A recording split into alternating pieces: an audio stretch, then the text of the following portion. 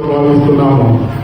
అలాగే ఇదే నెలలో మే నెలలో ఇక్కడ 18 శక్తి పీఠాలు అమ్మవారి శక్తి పీఠాలు ఏర్పాటు చేయాలని ఆలయ కమిటీ సంకల్పించింది.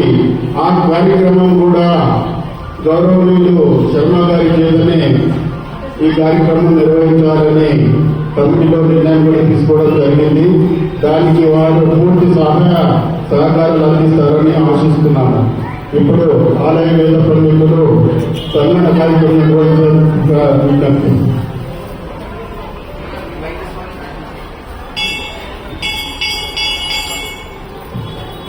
ఇప్పుడు ఆలయ అధ్యక్షులు రాజనాథ్ గారు శాలతో కృష్ణ గారు కూడా రావాల్సి ఉంటుంది. రమేష్ గారు చైర్మన్ గారు కూడా ఈ కార్యక్రమంలో పాల్గొనాలని విజ్ఞప్తి చేస్తున్నాను. వారికి వేద పండితులు పూలమాల సమర్పించాల్సిందిగా విజ్ఞప్తి చేస్తున్నాను. అలాగే రిమోట్ కూడా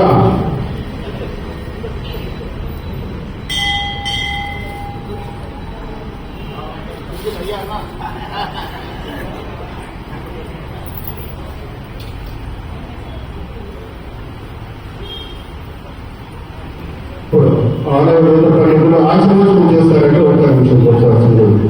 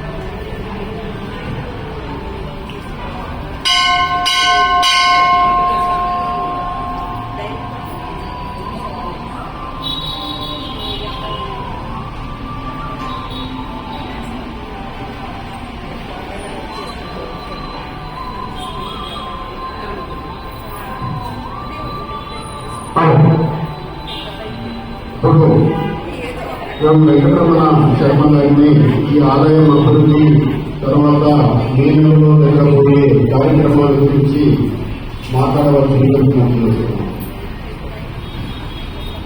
అందరికీ కూడా శ్రీ పరాభవనామ సంవత్సర ఉగాది శుభాకాంక్షలు.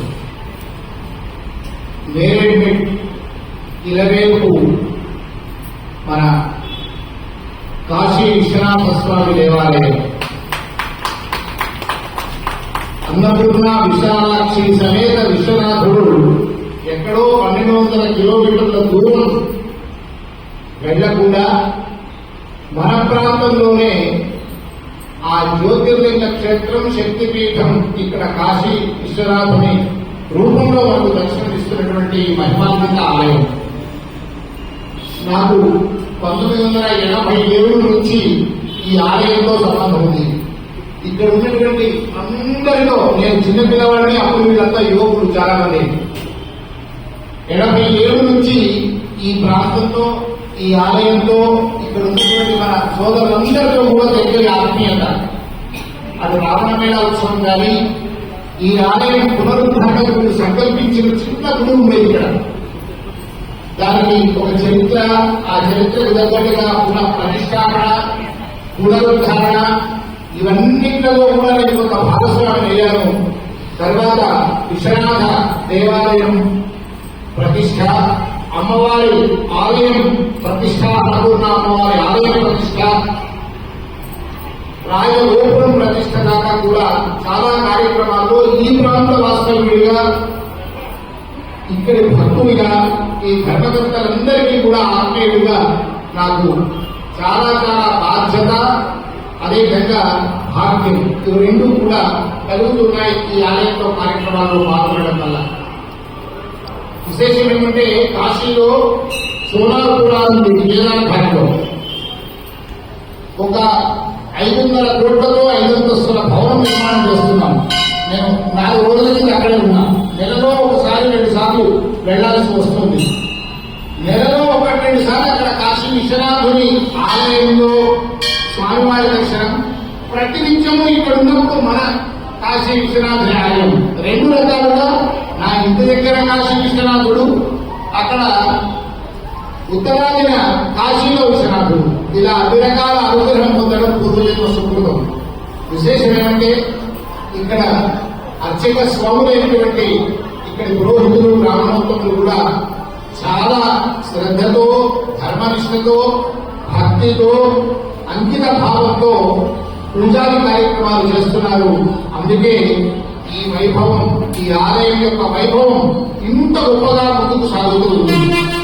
అమ్మవారిని ఒక్కసారి చూస్తున్నా, లోపల ఆ పరమేశ్వరుడు చూస్తున్నా, నాకైతే అందులోకి రాగానే జ్యోతిర్లింగ క్షేత్రమైన వారణాసి విశ్వనాథుడే కనిపిస్తూ ఉన్నాడు. అమ్మవారిని చూస్తుంటే అన్నపూర్ణ విశాలాక్షి అమ్మవారే జ్యోతిర్లింగుతుంది.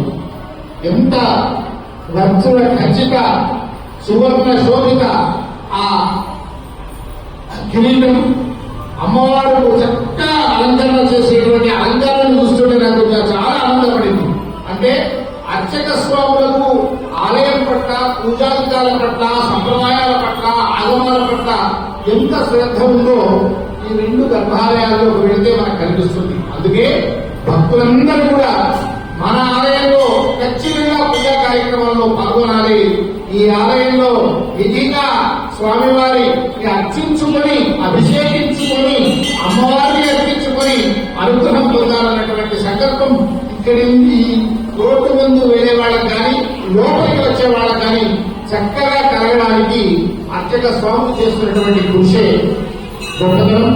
అన్నిటికీ మించి ఈ ఆలయం ధర్మకర్తలైతే వారి కుటుంబ వ్యవహారాలను, వ్యక్తిగత పనులను పక్కన పెట్టి ఈ ఆలయంలో ఏ కొత్తదనం, ఏ రకమైనటువంటి కొత్త నిర్మాణం, ఏ కొత్త ధర్మ సంబంధమైనటువంటి కొత్త విషయం ఇక్కడ ఏది కొత్తగా ప్రవేశపెట్టాలి, ఆలయ వైభవానికి మేము ఏ విధంగా కృషి చేయాలని నిరంతరం తప్పిస్తుండేవాడు 40 ఏళ్లుగా చూస్తున్నాను.